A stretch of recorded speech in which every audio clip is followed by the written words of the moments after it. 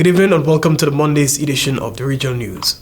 We begin with news out of Brazil. Brazil will increase efforts to remove the remainder of wildcat miners from indigenous lands following a shooting attack by invaders that killed an indigenous person and left 2 others seriously injured, the Ministry of Indigenous Peoples said. An interministerial delegation is en route to Roraima State to further reinforce actions to remove criminals. Since President Luiz Lula da Silva took office in January, his administration has announced actions to remove thousands of illegal miners from the country's largest indigenous reservation in northern Brazil. However, many coordinated actions are still needed, the ministry said, noting it has requested support from the Ministry of Justice to investigate the shooting.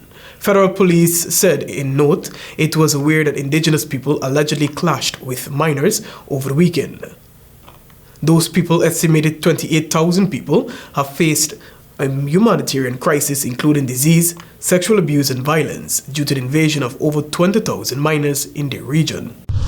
Barbadians are being told to brace for the possibility of shortages in some crops as the agriculture drought affecting the island persists. At the same time, Minister of Agriculture and Food Security in Darawir said government was building resilience for some time for the eventuality of prolonged dry spells and that his plan had now been kicked into high gear. However, the minister said much would come down to management by the individual farmer. Weir said based on trends from other years, locally produced vegetable crops were going to be difficult to sustain at this time, noting this reality could impact prices. And finally, the Trinidad and Tobago Police Service, TTPS, and the National Security Minister, Fitzgerald Hines, warned those persons for sending bomb threats by emails to schools across the island that they would be pursued and dealt with according to law.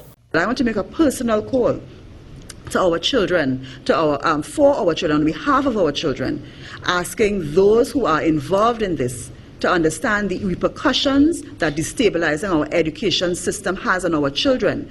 It takes a village to raise a child, and we have to be more mindful of the effects of our actions on our children. So I would just really, in the strongest terms, condemn what happened today, and I would appeal to those involved to not do this again to our children.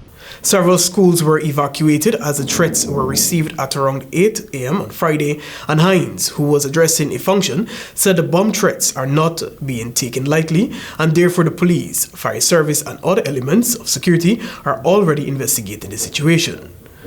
Police said they had received 10 reports of bomb threats of schools on both islands, and that preliminary reports indicate that these threats were sent to schools via email. In the messages sent to the schools, they were informed that explosives are planted on the buildings and they intend to kill everyone. That's all for tonight's regional news. I'm Joel Vogt. Back to you, Travis.